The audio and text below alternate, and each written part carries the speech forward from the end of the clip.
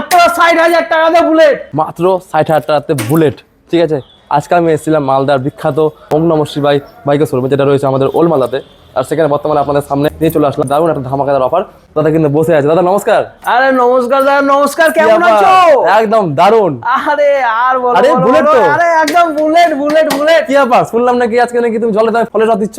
একদম জলের দামে ফলের রস, না খেলে হবে লস। লস। মাত্র 60,000 টাকাতে বুলেট। মাত্র 3 লাখ টাকার গাড়ি 60,000 টাকা।